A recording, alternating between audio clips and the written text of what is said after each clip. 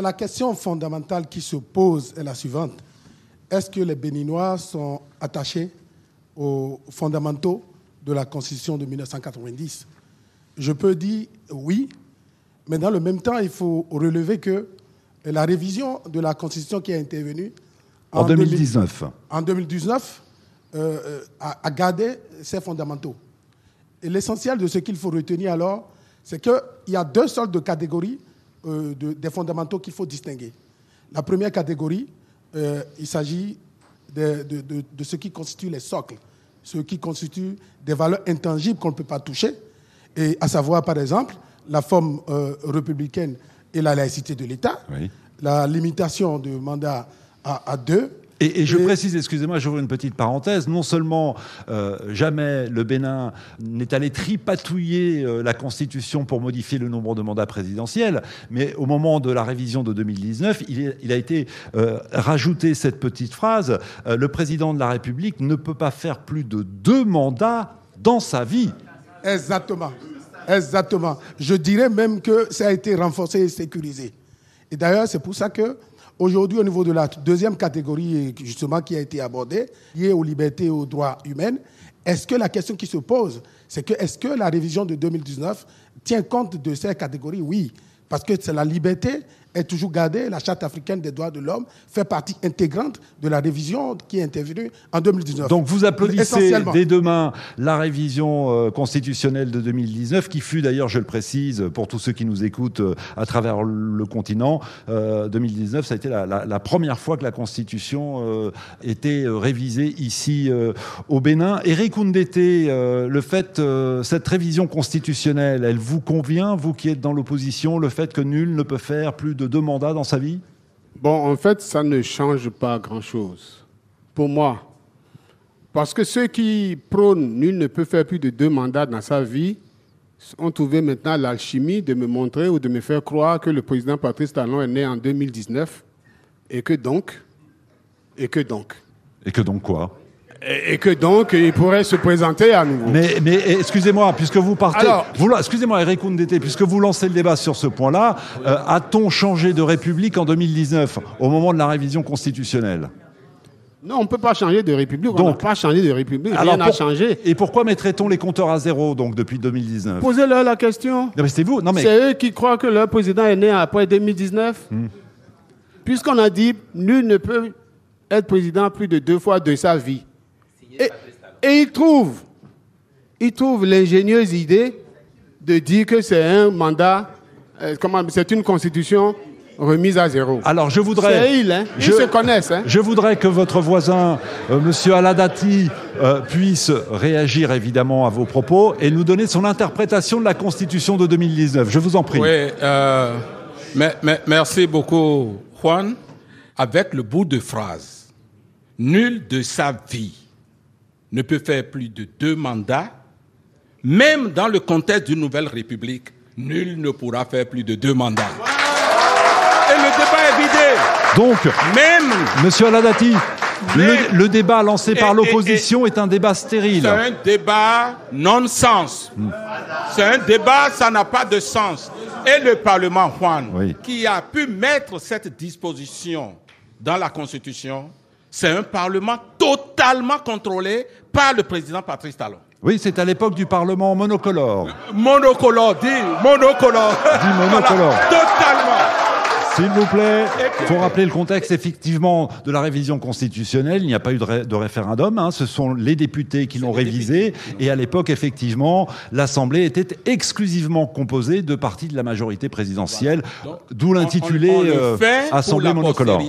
On le fait pour le bien-être collectif et pas pour nous-mêmes. Voilà la conclusion. Albert a déjà le micro RFI. Bonjour Albert. Bonjour Juan. On survole donc les 35 dernières années et vous souhaitiez nous interpeller ce matin sur les élections législatives de 2019. Alors c'est vrai que ces élections ont été perçues par une partie de l'opinion publique béninoise et même internationale comme étant un recul de la démocratie dans votre pays. Je me dis quand même que cette loi 2019-là, qui faisait que ces acteurs politiques, l'opposition devait quand même remplir un certain nombre de conditions, et de démarches conditions pour participer aux participer à ces législatives. élections-là. Si ces partis d'opposition n'ont pas pu aller au bout de ce processus, ce n'était pas quelque chose qu'on pouvait imputer à l'exécutif de l'époque, au ministère de l'Intérieur qui a organisé les élections. C'est beaucoup plus lié à la non-préparation à temps des partis politiques qui n'ont pas pu aller jusqu'au bout du processus. Donc la faute à l'opposition, si elle n'a pas pu participer. Les partis politiques de l'opposition qui n'ont pas pu. Oui. Et même, je voudrais terminer pour dire que le taux de participation était 25% à l'époque. Excusez-moi, et je vais faire réagir nos invités, le fait que le Bénin, en 2019, ait battu des records d'abstention, c'est peut-être qu'une partie de l'opinion et des électeurs ne se sentait pas concernés par ce scrutin. Justement, monsieur le porte-parole du gouvernement, Wilfried Beji, deux partis autorisés à participer donc aux élections législatives, tous les deux sont de la majorité présidentielle, et on se retrouve au final, et on en parlait juste avant le journal, avec un gouvernement monocolore, un gouvernement pro-Patrice Talon. Je vous remercie. Vous avez dit que deux partis avaient été autorisés à prendre part aux élections. Non. Deux partis ont été qualifiés pour prendre part aux élections. Certains partis n'ont pas rempli les conditions et se sont disqualifiés eux-mêmes. Mon voisin de droite vous le dira, il ne me démentirait pas. Lorsqu'il y a eu complications parce qu'ils avaient des difficultés, tous les partis, presque, à remplir les conditions, le chef de l'État les a reçus en tant qu'acteurs politiques et leur a demandé d'aller trouver les solutions à l'Assemblée où les lois ont été votées. Ils ont trouvé un modus operandi pour avancer. Mon voisin de droite, qui était signataire de cet accord, quelques heures, pour ne pas dire quelques jours après, il a renié sa propre signature. Et ça a entraîné la suite. Cela dit, à supposer que 2019 ait été un mal, avec le recul, on doit être assez honnête pour dire que ce fut un mal pour un bien. Vous avez parlé tout à l'heure d'une révision constitutionnelle intervenue en 2019. Dans ce contexte-là, je vous mettrais au défi de prendre n'importe quel autre pays qui ferait une révision dans ces conditions et renforcerait plutôt les garanties qu'il y a depuis 1990 plutôt que de lever les verrous. Le vain débat sur un nouveau premier ou troisième mandat, vous comprenez, on l'a soldé pendant qu'il n'y avait que des partis soutenant le président de la République à l'Assemblée. Alors, je voudrais qu'on donne justement votre micro à votre voisin de droite, Éric Oundété. 2019, ça a été un coup dur pour la démocratie béninoise. Merci beaucoup. Je pense qu'on devrait fermer cette parenthèse de la honte, parce que c'est inacceptable qu'à quelques jours des élections, le président de la Cour constitutionnelle se lève et modifie les règles d'existence des partis politiques. Voilà la vérité. Comment trouvez-vous, Juan Gomez, que ce ne soit que les partis d'opposition qui soient incapables de remplir des fiches sur lesquelles on met nom, prénom, date, lieu de naissance, résidence? Donc c'était une stratégie pour nuire exclusivement l'opposition. C'était une stratégie pour empêcher l'opposition d'être au Parlement. Et ils en sont fiers. Ce pays de symbole de démocratie, un Parlement monocolore. D'accord. Et ces personnes pensent qu'ils ont la pensée unique, exclusive, favorable pour le Bénin. Éric Oundété, on va donner la parole au doyen. Monsieur Robert Dossou, qu'avez-vous retenu justement de cette période 2019-2020 ? Je me maintiens dans ma logique de marmite bouillonnante de liberté et pas d'autre chose. J'ai dit, la marmite a bouillonné, Conseil national a enlevé le couvercle et les vapeurs partent dans toutes les directions. Est-ce que l'histoire commande que quelqu'un d'autre arrive et remette le couvercle sur cette marmite? Non. Les dérapages de l'histoire vont commencer à partir de là. 2019. C'est un couvercle énorme qui est venu, qu'on a posé sur la marmite. Or, quand la marmite bouillonne, calmez-vous. Mettez-vous à la dimension de l'histoire et patientez. Les vapeurs vont encore tomber et tout va se calmer et nous allons continuer dans la paix et la tranquillité. Robert Dossou, je rappelle que 4 ans plus tard, l'opposition est revenue à l'Assemblée nationale. L'opposition a rempli les critères qui étaient les mêmes que ceux imposés en 2019. On redonne la parole au public. Je crois que c'est Honoré. Bonjour Honoré. Bonjour Juan. L'instauration des parrainages pour être candidat à l'élection présidentielle, voilà le sujet sur lequel vous souhaitez nous interpeller. Je crois que le parrainage, c'est un bébé que nous avons mis au monde. Et il faut le laisser grandir. Le parrainage n'est pas mauvais. C'est vrai que dans la sous-région, Des pays comme le Sénégal, le Nigeria l'ont expérimenté et ça n'a pas encore marché. Mais les insuffisances du parrainage, c'est ça qu'il faut relever et corriger. Oui, je rappelle simplement aux auditeurs que pour être candidat à l'élection présidentielle, il faut être parrainé par des élus, soit par des députés, soit par des maires. Oui, je pense que les partis de l'opposition ont aussi des députés à l'Assemblée et ont des maires aussi. Le problème de parrainage ne se pose pas au niveau de l'opposition. Maintenant, est-ce qu'il faut laisser les députés parrainer les candidats qu'ils veulent ? C'est là le problème se pose, je pense. Oui, et ça fait débat ici. Est-ce qu'un député peut parrainer le candidat qu'il souhaite, ou est-il obligé, comme c'est la loi maintenant depuis quasiment un an, forcément parrainer quelqu'un de son propre parti qui veut prendre la parole? Peut-être, Monsieur Aladati, allez-y. Sur les parrainages, nous avons convenu que la dévolution du pouvoir se fasse à travers les partis politiques. Depuis la Constitution, générée par le doyen Robert Dossou, au Bénin, pour envoyer des députés à l'Assemblée nationale, ce sont les partis politiques. Pour faire élire des conseillers communaux, ce sont les partis politiques. Il n'y a qu'au niveau de la présidentielle, où n'importe quel kidam peut venir, avec un peu d'argent, distribuer à la volée, prendre en otage le pays et prétendre le diriger. Et c'est par rapport à cela que le parrainage a été institué pour que, d'un bout à l'autre, on ait la main des partis politiques sur la dévolution du pouvoir d'État. Éric Oundété, je vous sens très attentif, ou peut-être réfléchissez-vous en ce moment à ce que vous allez dire. Mais ne fallait-il pas à un moment donné limiter le nombre de candidats à l'élection présidentielle au Bénin, faire en sorte qu'il n'y ait plus de candidatures fantaisistes? Il est évident qu'on ne peut pas permettre des candidatures fantaisistes. La question, c'est sur quels paramètres agit-on pour qu'il n'y ait pas de candidature fantaisiste? Il y a eu un ensemble de paramètres, dont, entre autres, la caution. La caution, au moment, on a mis 50 millions, on a mis 25 millions, on a mis 15 millions, etc. C'était un critère.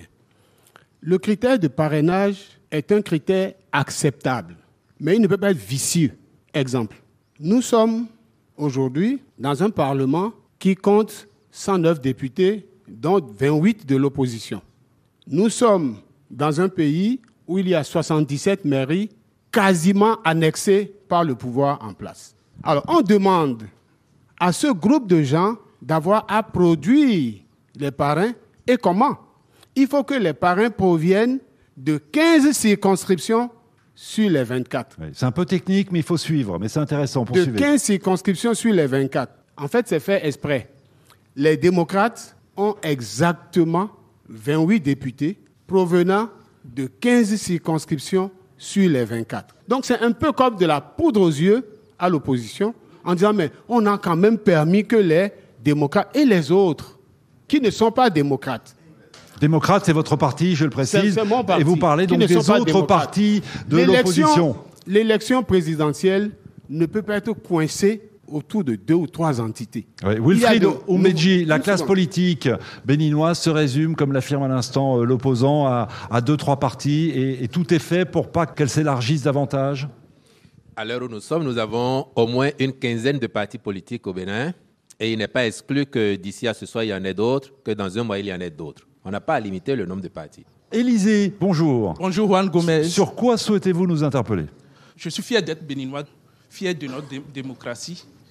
Et malheureusement, sur le plan démocratique, nous avons connu des régressions. À quel malheureusement. Donnez-nous un exemple, allez droit au but. Que ce soit de l'opposition ou de la mouvance, ce que nous on souhaite, c'est qu'on essaye de donner beaucoup plus de temps aux Béninois, d'être libres dans l'usage de leurs paroles. La liberté d'expression compte beaucoup. Mais sur quel point? Je crois que vous souhaitez nous parler de... Et nous avons des prisonniers politiques également. Alors justement, les prisonniers politiques, je crois, le chef de l'État ou la gouvernance actuelle aura beaucoup à gagner en libérant ceux-là qui se retrouvent dans les chioles. Donc pour vous, il y a des opposants qui sont en prison en ce moment? Oui, et je pense que le gouvernement travaille bien. Mais sur le plan de la démocratie, pour l'image du pays, essayons de les libérer pour qu'on puisse rehausser l'image de la démocratie au Bénin. Orden Aladati, des personnalités de l'opposition condamnées par la Criette, on en parlait en début d'émission, c'est la Cour de répression des infractions économiques et du terrorisme. Certains, comme cet auditeur, ont quand même l'impression, effectivement, que cette Criette, elle est aux ordres du pouvoir. Non, pas du tout. Et j'ai du mal à suivre le compatriote. Donc, à le suivre, c'est que les voleurs de bétail et tout, ils demandent qu'on les maintienne en prison. Et les grosses personnes, par exemple, peut-être qui ont volé, juste parce qu'ils sont des opposants, le président de la République décrète qu'il faut les libérer. Non, ce n'est pas l'état de droit et l'équité de la conférence nationale. Parce que quand on parle des acquis de la conférence nationale, il ne s'agit pas d'acquis à géométrie variable. C'est un état de droit, il y a un code pénal qui est en vigueur. On ne peut pas donner un blanc-seing à l'opposant juste parce qu'il est opposant, qu'il soit absous et qu'il ne doit pas répondre des actes qu'il commet par ailleurs. Et ça, c'est intolérable dans un état de droit. Éric Oundété, de l'opposition, c'est vrai qu'il y a plusieurs ténors de l'opposition qui ont été condamnés. Que vous inspirent ces condamnations ? Je suis formel, il n'y a plus de justice au Bénin. Toutes ces personnes qu'on a déposées en prison, avec des condamnations fantaisistes, 20 ans, 10 ans, etc. Parfois, vous cherchez qu'est-ce qu'ils ont pu faire et que d'autres qui sont les chantres du pouvoir n'ont pas fait. Quand vous cherchez, vous ne trouvez pas. Éric Oundété, vous ne pouvez pas non plus nier que des proches du président de la République, des personnalités qui l'ont soutenu, ont été également poursuivis par la criette. Mais c'est ça qui vient justement renforcer le fait que nous n'avons pas de justice. Si des personnes qui sont proches du chef de l'État dérangent ses intérêts, ils ne sont plus considérés comme ses proches. Ils sont traités comme les autres. Allez, on prolonge le débat. Il nous reste quelques minutes. On retourne au public. Bonjour Malik. Bonjour Juan. Vous nous interpellez sur une loi qui a suscité une levée de bouclier ici au Bénin, le droit de grève. Le droit de grève a été clairement interdit dans certains secteurs. En ce qui concerne le droit de grève, je ne me ferai pas le procès ici de dénoncer, mais c'est de rappeler aux autorités qu'il y a un principe démocratique qui a permis à un pouvoir de s'installer. Et les Béninois, pour ceux qui ont de la mémoire, ils doivent savoir que dans un passé récent, ces grèves-là ont été utilisées, n'est-ce pas, pour exprimer des besoins de changement, c'est-à-dire dans le pouvoir qui gouvernait à l'époque. Et donc vous avez vécu cette restriction du droit de grève comme une injustice, comme un recul? L'image que nous avons aujourd'hui du Bénin, c'est qu'il y a un cadrage sauvage imposé par le législateur. C'est trop serré, c'est trop cadré, c'est sauvage. C'est pourquoi il parle de cadrage sauvage. Je rappelle qu'il est impossible de faire grève maintenant dans les hôpitaux, la justice, la sécurité. Il y a même d'autres secteurs qui sont concernés. On ne va pas tous les citer. Mais effectivement, monsieur le porte-parole du gouvernement, Wilfried Oungbeji, est-ce qu'il n'y a pas là clairement une atteinte au droit des travailleurs, le droit de faire grève? Je suis sûr que si aujourd'hui vous faites un sondage dans le Bénin, et l'opposition ne me démentirait pas, la grande majorité des Béninois vous dirait on ne veut plus qu'il y ait de grève sauvage dans la santé, on n'en veut plus dans l'enseignement parce qu'on voit que ça fonctionne mieux. Mais comme le rappelait l'auditeur tout à l'heure, ce droit de grève a aussi profité à un moment donné à la majorité présidentielle, à son époque. Soit aujourd'hui, on n'interdit pas radicalement de faire grève. Il y a des secteurs considérés comme vitaux. Je ne caricature pas, je vous dis, avant 2018, vous pouvez, si votre femme est béninoise et qu'elle va dans un hôpital public en travail, quelqu'un va lui dire « Madame, désolé, nous sommes en grève, on ne peut pas s'occuper de vous. Tant pis pour la vie de l'enfant que vous portez. » On a vécu ça ici, au Bénin. On a droit à 10 jours de grève par an. Peut-être que dans 20 ans, les conditions seront telles que les dirigeants de demain vont dire on peut s'autoriser 100 jours de grève dans l'année si on veut. Je voudrais un tour de table pour terminer cette émission et la priorité évidemment à celui qui a moins pris le micro RFI ce matin, Robert Dossou, vous qui avez été un acteur, vous étiez au cœur de cette conférence nationale souveraine il y a 35 ans. Quelle est votre conclusion? La toile de fond de ce que la conférence nationale a créé est encore dans les esprits. Mais le système a mis un couvercle. Aujourd'hui, la séparation des pouvoirs n'existe pratiquement plus. Et moi, j'ai même poussé, j'ai dit que nous ne sommes plus en régime présidentiel, nous sommes en régime présidentialiste. Il y a des peurs dans le pays, on ne peut pas ne pas le reconnaître. Celui qui pense autrement que vous ne doit jamais être rejeté. Donc il faut absolument encourager la contradiction, sinon on plonge dans l'infaillibilité. On se croit infaillible. Merci beaucoup. Et ça crée des bêtises. Merci infiniment, Robert Dossou. 30 secondes de conclusion à chacun. Orden Aladati, votre mot de la fin.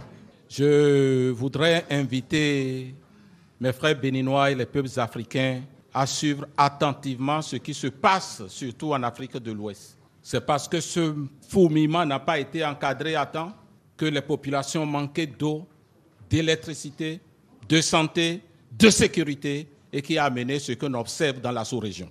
La loi des plus nombreux, c'est-à-dire que ceux qui sont les plus nombreux, et que la minorité accepte qu'après le débat démocratique, qu'on prenne la décision et que ce soit la majorité qui l'emporte sur la minorité. Bon, ce sera votre mot de la fin. Éric Ndete, s'il vous plaît, votre conclusion. La conférence nationale a voulu que les Béninois vivent mieux, se portent mieux. Aujourd'hui, je constate avec vous que l'indice de développement humain indique que nous étions 159e en 2015. En 2021, nous sommes passés 166e. Donc on a reculé. Pendant ce temps, un Parlement contrôlé en majorité par le régime dont on parle refuse qu'on assiste les dialysés de façon conséquente. Vous revenez au droit de grève. Il revient au droit de grève. S'il vous plaît, le mot de la fin, parce que là, on va couper l'antenne.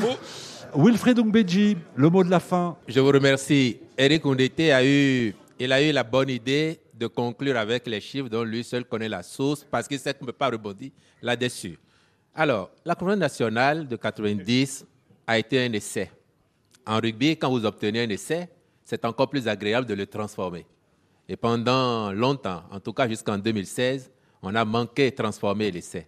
Et c'est à ça que les Béninois, tous ensemble, s'emploient aujourd'hui. Les acquis qu'on obtient, c'est l'œuvre de tous les Béninois et pas que de Patrice Talon et de son gouvernement. Et il faut féliciter et encourager les Béninois à continuer dans ce sens. Merci infiniment Wilfried Oungbeji, Éric Ndete, Orden Aladati et un grand merci à Robert Dossou d'avoir été avec nous ce matin.